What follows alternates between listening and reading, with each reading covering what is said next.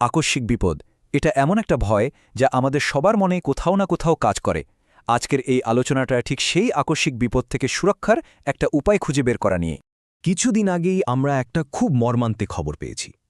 মার্চের ২৫ তারিখ রাজবাড়ির দৌলতদিয়া ফেরিঘাটে একটা যাত্রীবাহী বাস নিয়ন্ত্রণ হারিয়ে সরাসরি উত্তাল পদ্মা নদীতে পড়ে যায়।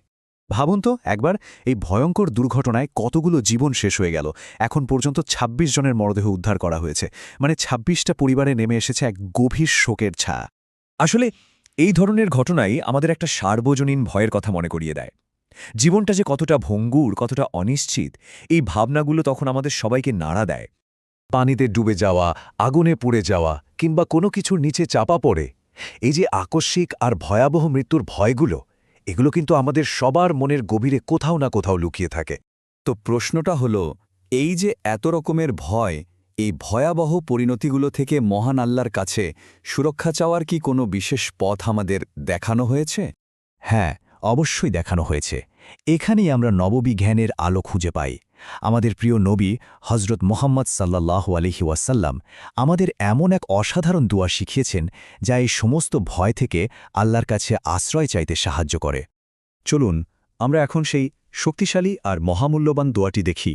এই দোয়াটা নিয়মিত পাঠ করলে আমরা ভয়াবহ আর আকস্মিক বিপদ থেকে আল্লাহর কাছে বিশেষ সুরক্ষা চাইতে পারি।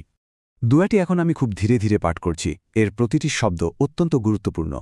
আল্লাহুম্মা ইন্নী আউযু বিকা মিনাত তারাদ্দি ওয়াল হাদমি ওয়াল গরাকি ওয়াল হারিকি ওয়া আউযু বিকা আন ইয়াতাখাব্বাতানি আশ-শাইতানু ইনদাল মাউতি ওয়া আউযু বিকা আন আমুতা ফি সাবিলিকা মুদবিরান ওয়া আউযু বিকা আন আমুতা লাদীগান।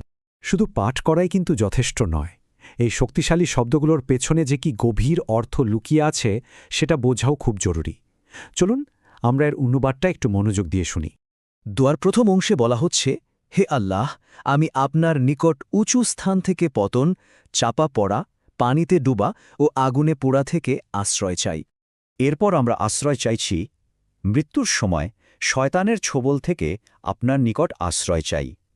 জীবনের শেষ মুহূর্তের জন্য এটা যে অতটা গুরুত্বপূর্ণ একটা প্রার্থনা তা বলে বোঝানো যাবে না।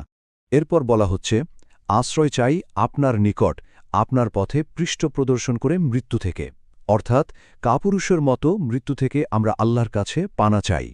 আর সবশেষে বলা হচ্ছে, আপনার নিকট আশ্রয় চাই দংশনজনিত মৃত্যু থেকে, মানে বিষাক্ত কোনো প্রাণীর দংশনে মৃত্যু থেকেও আমরা তার সুরক্ষা কামনা করছি। এই দোয়াটা কিন্তু শুধু নিজের জন্য নয়। এই সুরক্ষার উপায়টা, এই জ্ঞানটুকু অন্যের কাছে পৌঁছে দেওয়াও একটা ভালোবাসার প্রকাশ, একটা অনেক বড় দায়িত্ব। তাই এই মহামূল্যবান দোয়াটি নিজেদের পরিবার, বন্ধুবান্ধব আর প্রিয়জনদের সাথে অবশ্যই শেয়ার করা উচিত। কে জানে, হয়তো এই ছোট্ট একটা শেয়ারই তাদের জন্য অনেক বড় সুরক্ষার কারণ হয়ে দাঁড়াবে। এই দোয়াটি কতটা নির্ভরযোগ্য তা নিয়ে কোনো সন্দেহের অবকাশ নেই।